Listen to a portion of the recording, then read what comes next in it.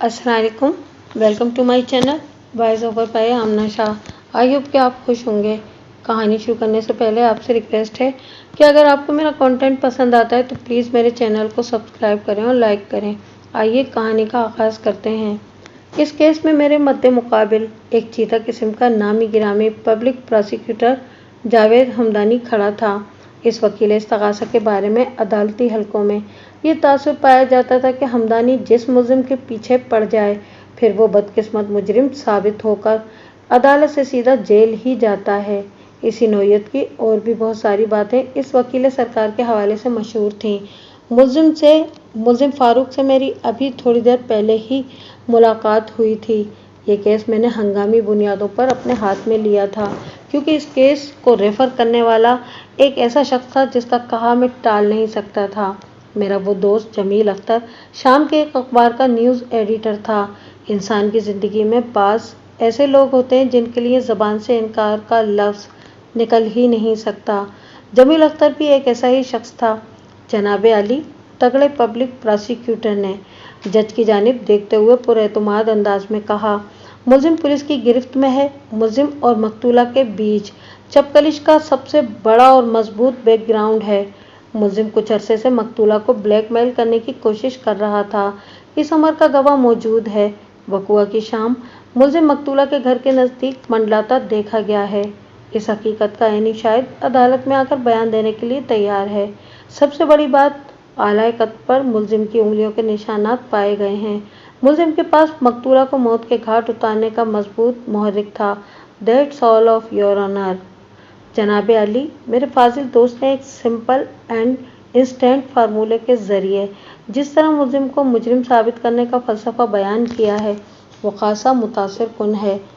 मैंने इस्तेजाबिया अंदाज में कहा, लेकिन अभी ये सब कबल वक्त है। जब इस केस की बाकायदा समाअत शुरू होगी तो इन मामलात को देख लिया जाएगा। फिलवक्त मोअज़्ज़िज़ अदालत से मेरी दरख्वास्त है कि मुलजिम की ज़मानत को मंजूर करके इस गरीब शख्स पर एहसान किया जाए। आज अप्रैल की 27 तारीख थी। मुलजिम को, जो कि अब मेरा मुवक्किल था, इसे 19 अप्रैल की शाम इसके घर से गिरफ्तार किया गया था और 20 अप्रैल की सुबह अदालत में पेश करके पुलिस ने इसका 7 दिन का रिमांड हासिल कर लिया और आज केस का चालान पेश कर दिया गया था। इस केस के हवाले से मेरी मालूमात सिर्फ इतनी थी कि मुलजिम फारूक पेशे के एतबार से एक बढ़ई था और जमील अख्तर की निगाह में एक मासूम और बेज़रर इंसान। इस पर फायजा नामी एक खूबसूरत औरत के कत्ल का इल्ज़ाम था और जमील अख्तर को इस बात का यकीन था कि फारूक बेगुनाह है। इसीलिए उन्होंने ये केस मेरे सुपुर्द किया था। फारूक के लिए जमील अख्तर ने शख्सी ज़मानत का बंदोबस्त कर दिया था। ये अदालत कोई फलाही खैराती इदारा नहीं कि गरीबों और मिस्किनों पर एहसानात के डोंगरे बरसाए जाएं। वकील इस्तगासा ने ज़मानत को रुकवाने की क़स्द से कड़वे लहजे में कहा, मैंने जिन पॉइंट्स का जिक्र किया है वो एक तल्ख सच्चाई है और सच्चाई हर हाल में सच्चाई ही रहती है। कबल अज़ वक्त या बाद अज़ वक्त से इसकी सेहत पर कोई असर नहीं पड़ता। ये केस इतना वाज़ेह और खुला है कि डिफेंस को ज़रा सी भी मेहनत नहीं करना पड़ेगी। इस्तगासा के पास मुलजिम के खिलाफ इतने ठोस सबूत मौजूद हैं कि जब मुलजिम मेरी जिरह का सामना करेगा तो इसके पास इक़बाल जुर्म के सिवा और कोई चारा नहीं होगा। ये केस एक आध पेशी से ज़्यादा नहीं चलने वाला। योर ऑनर, किसी शय को बयान करना और इसे साबित करना दो मुख्तलिफ बातें हैं। मैंने जज को मुखातिब करते हुए कहा, ये तो आने वाला वक्त ही बताएगा कि ज़ेर समाअत केस की उम्र क्या होगी। यानी वो वकील सरकार के बकौल एक आध पेशी में निपट जाएगा या अदालत का फैसला आने में महीनों लग जाएंगे। मैं सांस हमवार करने के लिए रुका, फिर अपनी बात मुकम्मल करते हुए कहा, जनाब अली, मेरा मुवक्किल इस माशरे का एक पुरअमन फ़र्द है। उसका कोई क्रिमिनल रिकॉर्ड नहीं है। इस बेचारे मजदूर पेशा शख्स को किसी गहरी साजिश के तहत इस मुकदमे में फंसाया गया है। मैं वक्त आने पर इसकी बेगुनाही को साबित कर दूंगा। मुअज़्ज़िज़ अदालत से मेरी इस्तदा है कि मुलजिम की दरख्वास्त ज़मानत को कबूल किया जाए। वकील इस्तगासा बढ़ चढ़कर ज़मानत के खिलाफ बोलने लगा। इस अमर में किसी शक की गुंजाइश नहीं कि पुलिस के पेश करदा चालान के मुताबिक फारूक की पोजीशन खासी कमज़ोर थी। हालात व वाक़ियात इसके फेवर में हरगिज़ नहीं थे। कत्ल के मुलजिम की ज़मानत वैसे भी नामुमकिन की हद तक मुश्किल होती है और यहाँ तो मुलजिम गर्दन तक इस जुर्म की दलदल में धंसा दिखाई दे रहा था। जज ने वही किया जिसकी मैं तवक्को कर रहा था। मुलजिम की दरख्वास्त ज़मानत को रद्द करते हुए जज ने चंद रोज़ बाद की तारीख देकर अदालत बर्खास्त करने का ऐलान कर दिया। The court is adjourned. मैं अदालत के कमरे से बाहर निकला तो कॉरिडोर में जावेद हमदानी से सामना हो गया। मैंने तंजिया लहजे में कहा, हमदानी साहब मुबारक हो। मुबारक? इसने उलझन ज़दा नज़र से मुझे देखा और पूछा, किस बात की मुबारक बेग साहब? आप ये केस एक आध पेशी से भी पहले ही जीत गए। इसकी उलझन हैरत में बदल गई। वो कैसे? आपके बारे में अदालती हलकों में ये बात मशहूर है कि जिस केस में आप वकील इस्तगासा होते हैं, इस केस का मुलजिम अदालत से सीधा जेल जाता है। मैंने गहरी संजीदगी से इस पर चोट की, फिर मुलजिम की जानिब इशारा करते हुए बड़ी सादगी से कहा, वो देखें, इस केस का मुलजिम फारूक अदालत से निकलकर जेल वैन की तरफ जा रहा है, जो यकीनन इसे सेंटर जेल ले जाएगी। आपकी जीत पक्की। वो एक चालाक और होशियार वकील था। मेरी मासूमियत के अंदर छुपी हुई शरारत को इसने फौरन से पेशतर महसूस कर लिया। फिर वो अपनी होंठों पर जहरीली मुस्कुराहट सजाते हुए बोला, आपको मजाक करने के अलावा कोई और नहीं मिला? बाखुदा मैं सच कह रहा हूँ। मैंने एक एक लफ्ज़ पर जोर देते हुए कहा। वो खशमगी नज़र से मुझे घूरते हुए बोला, आपसे अदालत में मुलाकात होगी। अच्छा? मैंने बेयकीनी से गिरदोनवा में निगाह दौड़ाते हुए कहा, क्या इस वक्त हम अदालत के बाहर खड़े हैं? इसने मेरी इस बात पर नर्म गरम कोई भी तबसरा नहीं किया और पाँव पटक कर आगे बढ़ गया। मैं लंबे लंबे डग भरते हुए जेल वैन की सिमत चला गया। मेरा मुवक्किल एक पुलिस वाले की निगरानी में जेल वैन के नज़दीक खड़ा था। इसके हाथों में हथकड़ी लगी हुई थी, जिसका दूसरा सिरा पुलिस वाले की गिरफ्त में था। मैंने इससे पूछा, तुम लोग कितनी देर में यहाँ से रवाना होगे? 1 घंटा तो लग जाएगा वकील साहब, उसने जवाब दिया। मगर आप ये क्यों पूछ रहे हैं? मैं तुम्हारा भला करना चाहता हूँ, मैंने उसके चेहरे के तासुरात का जायजा लेते हुए कहा। फ़ायदे की बात हर किसी को अच्छी लगती है। वो दिलचस्पी का इजहार करते हुए बोला, मसलन क्या भला? तुम्हारे पास 1 घंटा फालतू है, मैंने बदस्तूर उसकी आंखों में देखते हुए कहा। इसमें से अगर तुम आधा घंटा या आधा वक्त मुझे दे दो तो मैं तुम्हारी खिदमत करने के लिए तैयार हूँ। किसी वकील के मुंह से खिदमत करने के अल्फाज सुनकर सामने वाले को यकीन नहीं आता, और किसी पुलिस वाले को तो हरगिज़ नहीं। उसने दाएं बाएं मोहतात अंदाज में देखने के बाद पूछा, वकील साहब मैं समझा नहीं, आप कहना क्या चाह रहे हैं? मैंने अपने वॉलेट में से 50 रुपये का एक करारा नोट निकाल कर उसकी तरफ बढ़ाते हुए कहा, इसे जेब में रख लो, मैं तुम्हें समझाता हूँ। ज़रा सी हिचकिचाहट के बाद उसने नोट को मेरे हाथ से उचक लिया। अगले ही लम्हे वो नोट उसकी पतलून की जेब में मुंतकिल हो चुका था। फिर उसने मेरी जानिब देखते हुए कहा, जी समझाएं वकील साहब।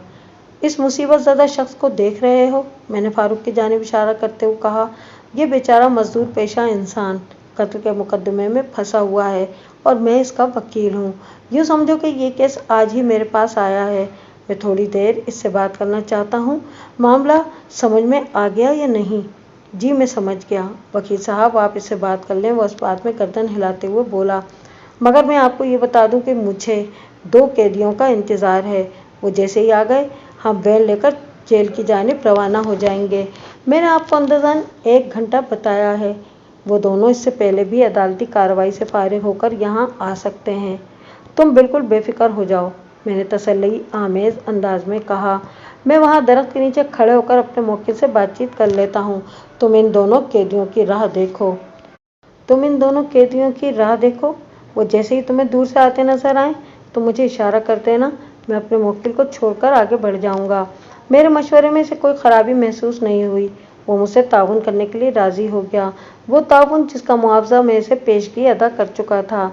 आजकल 50 रुपये में इंसान एक मयारी चाय ही पी सकता है, लेकिन 50 साल पहले इस रकम की अच्छी खासी अहमियत हुआ करती थी।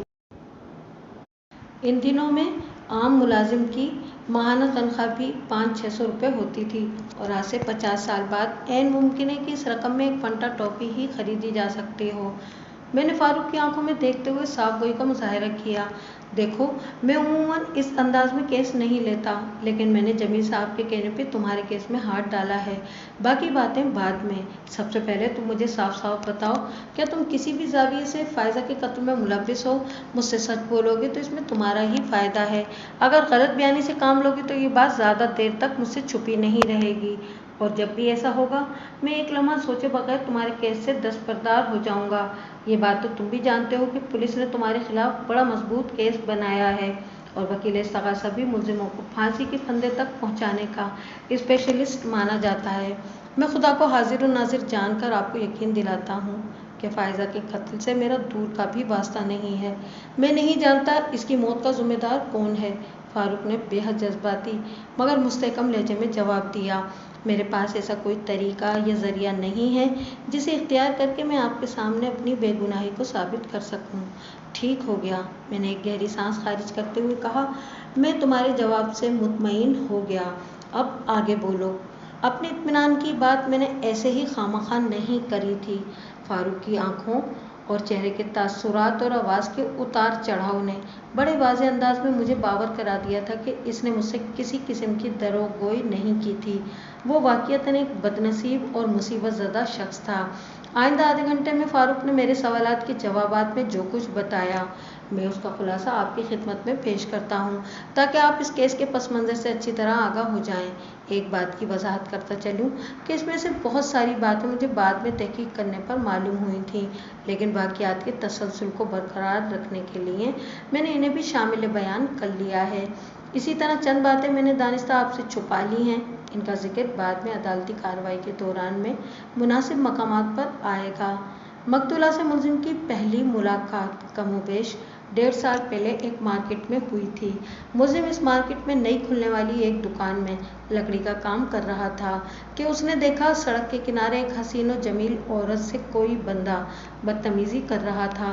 पहले तो उसने इस मंजर से निगाह चुराने की कोशिश की कि पराए फट्टे में टांग फंसाना दानिशमंदी नहीं, लेकिन फिर इससे रहा न गया।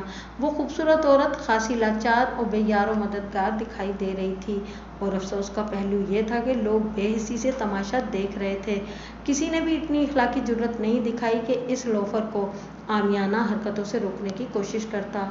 फारूक के ज़मीर ने मलामत की और वो दुकान से निकलकर चाय बकुआ पर पहुंच गया। तुम इस खातून को क्यों तंग कर रहे हो? फारूक ने इस बदतमीज शख्स से कड़े लहजे में पूछा। तुम कौन हो? इस गुंडे टाइप बंदे ने फारूक को घूरते हुए सवाल किया। मैं कौन हूँ ये जानना तुम्हारे लिए ज़रूरी नहीं, फारूक ने तुर्की बतुर्की कहा। इस औरत के रास्ते से हट जाओ वरना। फारूक दुकान से निकला तो हथौड़ी उसके हाथ में थी।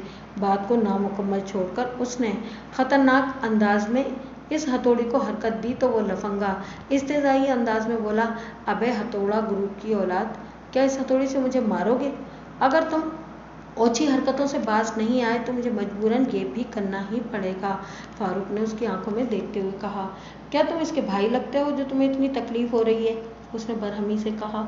जाओ अपना रास्ता नापो। अगर मैंने 2 चाल लगा दी तो अपने कदमों पर चलकर घर जाने के काबिल भी नहीं रहोगे। मतलब शराफत की ज़बान तुम्हारी समझ में नहीं आ रही?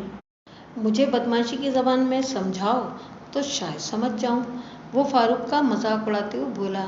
ठीक है, बदमाश के साथ बदमाशी ही करना पड़ेगी। फारूक ये कहते हुए इस कमीने पर हमला आवर हो गया। इस बदतमीज शख्स को तवक्को नहीं थी कि एक मजदूर पेशा शख्स यूं इसके मामले में कूद पड़ेगा। फारूक ने इसकी तवक्कुआत और खुशफहमियों को चंद मिनट में धो डाला। जब गुंडे के मुंह और नाक से खून जारी हुआ तो वो राह फरार इख्तियार करने पर मजबूर हो गया। शुक्रिया, आपने मेरी जान बचाई, फ़ायज़ा ने फारूक की तरफ देखते हुए ममनूनियत भरे लहजे में कहा। मैं आपका ये एहसान ज़िंदगी भर याद रखूंगी। इसमें एहसान वाली कोई बात नहीं मैडम, उसने कहा। मैंने जो किया वो मेरा फ़र्ज था, फारूक ने उसकी आंखों में देखते हुए सरसरी अंदाज में कहा। अगर मैं इस मामले में ना पड़ता तो मुझ जैसा कोई और आगे आ जाता। वैसे वो बज़ात था कौन? इसका नाम शाकिर है, फ़ायज़ा ने बताया। खुद को वो बहुत बड़ा गुंडा समझता है, लेकिन आज आपने इसकी सारी बदमाशी नाक मुंह से निकाल दी। उम्मीद है अब वो मेरे रास्ते में नहीं आएगा। इसका मतलब है कि वो पहले भी आपको परेशान करता रहा है। फारूक ने सवालिया नज़र से इसकी तरफ देखा। हाँ, 2-3 मरतबा पहले भी वो इस किस्म की नीच हरकतें कर चुका है।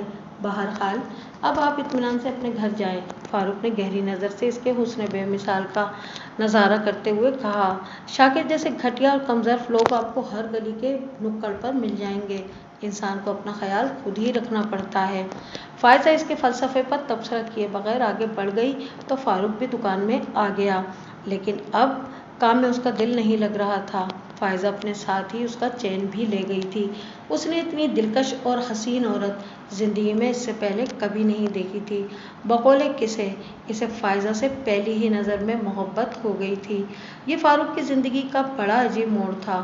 وہ ایک ایسی عورت سے دل لگا بیٹھا تھا جس کا وہ نام پتہ کچھ بھی نہیں جانتا تھا، اور اس کا یہ معاملہ بھی یک طرفہ۔ بہرحال اس نے تہیہ کر لیا کہ وہ اس طرح دار عورت کو تلاش کرنے کی کوشش کرے گا۔ جب وہ مل جائے گی تو وہ اس کے بارے میں معلومات حاصل کرے گا۔ اگر وہ کسی کی منقوہہ یا کسی سے منسوب نکلی تو وہ اپنی محبت کو دل میں چھپا کر ذہن سے اس کا خیال نکال دے گا۔ وہ اس کی خانگی زندگی میں انتشار پیدا کرنے کے حق میں ہرگز نہیں تھا، کیونکہ وہ ایسے معاملات کی حساسیت اور نزاکت کو اچھی طرح سمجھتا تھا۔ اس کا اپنا گھر اجڑے ابھی زیادہ عرصہ نہیں ہوا تھا۔ فاروق نے لگ بھگ 2 سال پہلے اپنی بیوی کو طلاق دے دی تھی۔ ریحانہ سے اس کی 2 اولادیں تھیں، 8 سالہ بیٹی مہک اور 5 سالہ بیٹا کامران۔ یہ دونوں بچے ریحانہ اپنے ساتھ لے گئی تھی اور فاروق اس افسوسناک واقعے کے بعد سے اپنے گھر میں اکیلا ہو کر رہ گیا تھا۔ ریحانہ کے ساتھ فاروق نے ازدواجی زندگی کے 10 کٹھن سال گزارے تھے، کیونکہ اس عرصے میں ان کی ایک دن بھی بن کر نہیں دی تھی۔ فاروق ٹھنڈے مزاج کا مالک ایک امن پسند انسان تھا، جبکہ ریحانہ انتہائی غصہ ور اور زبان کی تیز تھی۔ اگر اس کے لیے بد زبان کا لفظ استعمال کیا جائے تو زیادہ مناسب ہوگا۔ جب تک فاروق کی ہمت اور صبر نے ساتھ دیا، یہ رشتہ جیسے تیسے چلتا رہا۔ جب پانی سر سے اوپر ہو گیا تو فاروق کی برداشت جواب دے گئی، لہٰذا ان کی 10 سالہ لولی لنگڑی رفاقت طلاق کی شکل میں ان کی دائمی جدائی کا سبب بن گئی۔ اس ٹریجڈی کے 6 ماہ بعد فائزہ والا واقعہ پیش آیا تھا۔ وہ ایک مختصر حادثاتی ملاقات تھی۔ فاروق نے ایک اجنبی حسینہ کو شاکر نامی غنڈے کی غنڈہ گردی سے بچایا تھا۔ اس چند منٹ کے آمنے سامنے نے فائزہ کی صورت کو فاروق کے اجڑے پجڑے دل میں جاگزیں کر دیا تھا۔ وہ جذبات کی شدت کے ساتھ اسے چاہنے لگا تھا۔ اس کی دلی خواہش تھی کہ وہ اسے دوبارہ نظر آئے اور وہ اس سے چند باتیں کر سکے۔ فاروق کی یہ تمنا 3 ماہ بعد پوری ہو گئی، لیکن اس کے نتائج اس کی توقع کے برعکس برآمد ہوئے۔ وہ ایک بس سے اترا ہی تھا کہ سڑک کی دوسری جانب اس کا چین چرانے والی مہجبیں دکھائی دی۔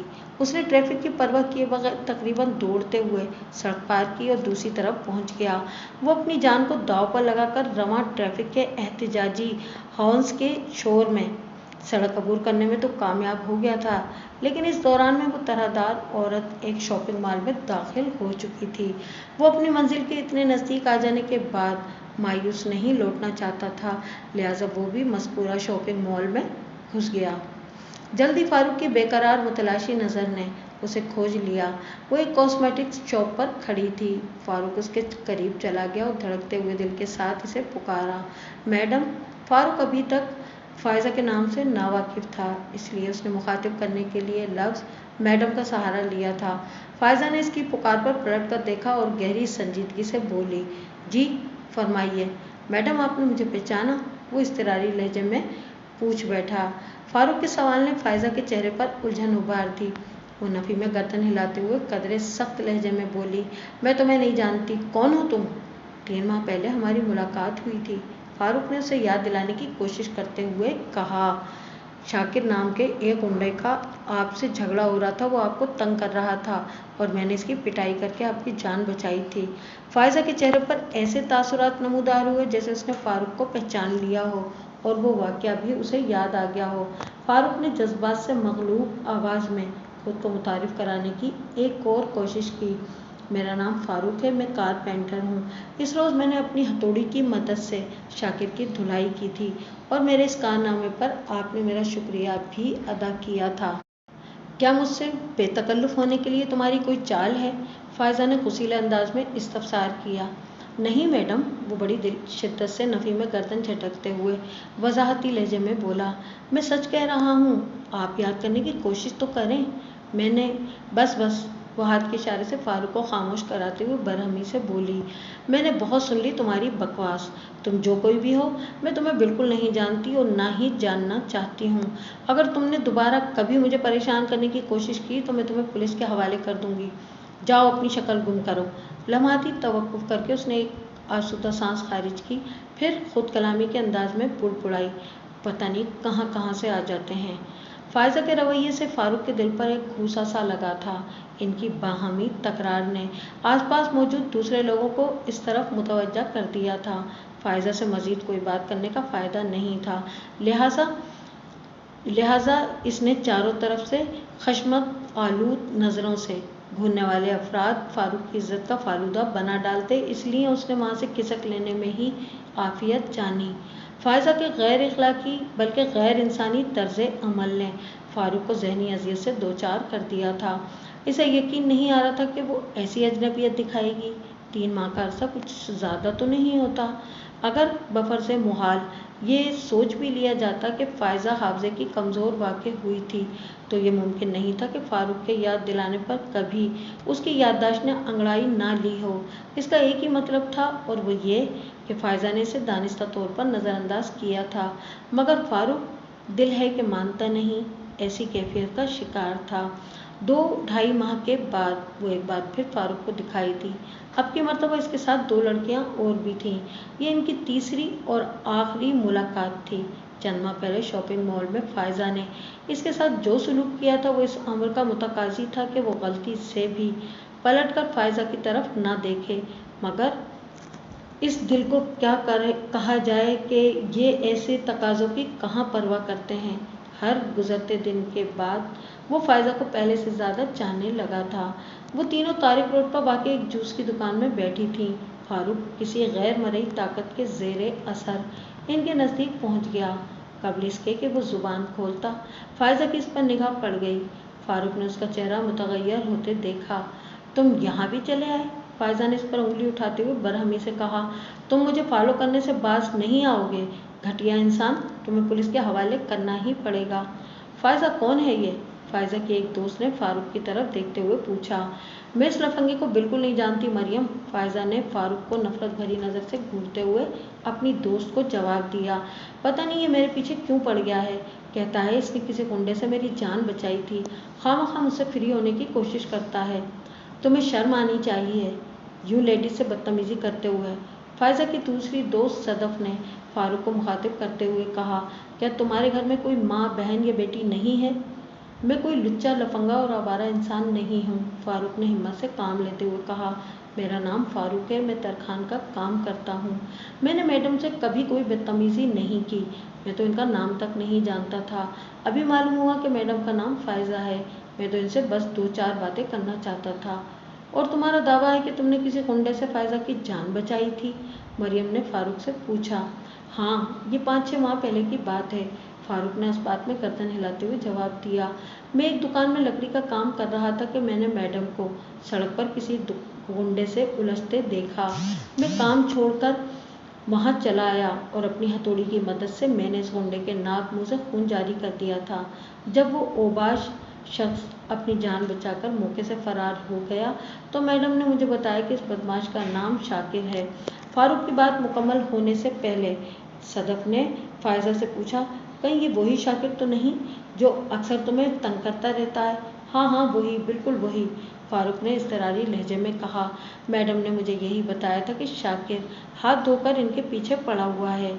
शाकिर की कहानी अलग है, फ़ायज़ा ने जज होते हुए कहा।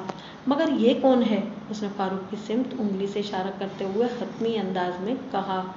इस बारे में मुझे कुछ मालूम नहीं। ये जहाँ मुझे देखता है किसी न किसी बहाने मुझसे बेतकल्लुफ़ होने की कोशिश करता है। पिछली मर्तबा मैंने इसे वार्निंग भी दी थी कि अगर आइंदा तुम मेरे आसपास दिखाई दिए तो मैं तुम्हें पुलिस के हवाले कर दूंगी। मगर इसकी ढिठाई नुमा दीदा दिलेरी तो देखो, ये फिर अपनी मनहूस शक्ल लेकर यहाँ चला आया। कमीनगी की भी आखिर कोई हद होती है। देखो मिस्टर, तुम जो कोई भी हो मेरी बात ध्यान से सुनो, मरियम ने फारूक से मुखातिब होते हुए गहरी संजीदगी से कहा। फ़ायज़ा का ख्याल अपने दिलो दिमाग से निकाल दो। अगले माह इसकी शादी होने वाली है। तुम इससे जो भी बात करना चाहते हो इसकी कोई अहमियत है और ना ही ज़रूरत।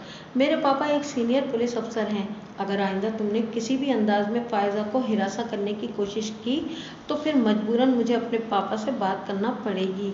इसके बाद तुम सीधे जाओगे जेल में। मेरी बात समझ में आई या नहीं? मैं समझ गया, वो हसरत भरी नज़र से फ़ायज़ा को देखते हुए बोला। मैडम मुझे माफ़ कर दें, आपने मुझे गलत समझा था।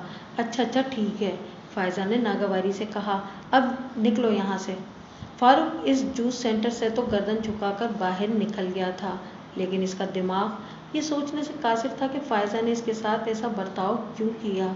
इसे सही मायनों में अपनी जिल्लत का एहसास हुआ था, और इस खिफ़त के अलावा मरियम का ये इंकिशाफ भी इसके दिल में किसी मीख के मानिंद पेवस्त हो गया था कि अगले माह फायजा की शादी होने वाली थी। इसने घर आकर फायजा के मामले में बहुत सोचा और इस नतीजे पर पहुंचा कि फायजा ने इसके साथ जो भी सलूक किया वो सब रहा एक तरफ। बहरहाल इसे अपने दिलो दिमाग को फायजा के ख्यालात से खाली कर देना चाहिए। इसने एक बार फिर फैसला कर लिया तो फिर इस पर डट गया। ये था वो पस मंज़र जिसके हवाले से वकील इस्तग़ासा ने अदालत में कहा था कि मुल्ज़िम और मकतूला के बीच चपकलिश का बड़ा मजबूत बैकग्राउंड है। इसने फायजा के कत्ल का मुहर्रिक और जवाज़ ये बताया था कि मुल्ज़िम मकतूला का पीछा करके इसे परेशान करने की कोशिश करता रहता था। मजबूरन मकतूला ने इसे एक दो बार बुरी तरह जलील किया। मुल्ज़िम अपनी इस बेइज्जती को भूला नहीं और मौका मिलते ही इसने मकतूला का काम तमाम कर दिया, वगैरह वगैरह।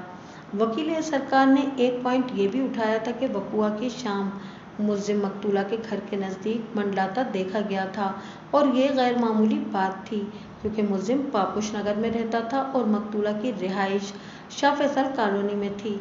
दोनों के घरों के दरमियान अच्छा खासा फासला मौजूद था। अलावा इसी आला कत्ल पर मुल्ज़िम के फिंगरप्रिंट्स का पाया जाना भी इसकी पोजीशन को कमज़ोर बनाता था। आइंदा पेशी से पहले मैंने कड़ी दौड़ धूप के बाद अपने मुवक्किल की फेवर में काफ़ी से ज़्यादा मवाद जमा कर लिया था। आगे बढ़ने से पहले मैं पोस्टमार्टम रिपोर्ट और आला कत्ल का जिक्र करना ज़रूरी समझता हूँ। मकतूला फायजा की लाश घर के अंदर किचन में पड़ी मिली थी। इसकी मौत पोस्टमार्टम रिपोर्ट के मुताबिक 18 अप्रैल की शाम 5 और 7 बजे के दरमियान वाक़ हुई थी। मेडिकल ऑफिसर के मुताबिक मकतूला की खोपड़ी के अक़बी हिस्से में किसी आहनी शय से कारी ज़रब लगाई गई थी, जिसके बाद वो ज़मीन बोस हो गई थी। बाद अज़ां किसी तेज़ धार आले की मदद से इसकी कलाई की नस काट दी गई थी, जिसकी वजह से उसका खून ख़तरनाक हद तक बह गया था। किचन के फर्श पर लाश के नज़दीक मकतूला का खून फैला मिला था। मौत का सबब यही खून का इखराज बताया गया था। पुलिस ने जाए वक़ुआ से आला कत्ल बल्कि आलात कत्ल बरामद कर लिए थे, यानी एक हथौड़ी और एक चीरल यानी कि छेनी। इन दोनों औजार के 24 दस्तों पर मुल्ज़िम के फिंगरप्रिंट्स पाए गए थे। बाद अज़ां ये भी मालूम हुआ था कि दोनों औजार मुल्ज़िम फारूक की मिल्कियत थे। इस केस की बाकायदा कार्रवाई का आगाज़ हुआ। जज ने फ़र्द जुर्म पढ़कर सुनाई और मुल्ज़िम ने सेहत जुर्म से इनकार कर दिया। इसके बाद मुल्ज़िम का हल्फिया बयान रिकॉर्ड किया गया और वकील इस्तग़ासा जिरा के लिए एक्यूज़ बॉक्स के नज़दीक चला गया। मैंने अपने मुवक्किल को अच्छी तरह समझा दिया था कि इसने अपने बयान में कौन सी बात करना है और कौन सी नहीं। उसने मेरी हिदायत पर मिनोअन अमल किया था। वकील इस्तग़ासा ने मुल्ज़िम की आंखों में देखते हुए सवाल किया, क्या तुम मकतूला को पसंद करते थे? हाँ, ये दुरुस्त है, मुल्ज़िम ने अस्पात में जवाब दिया।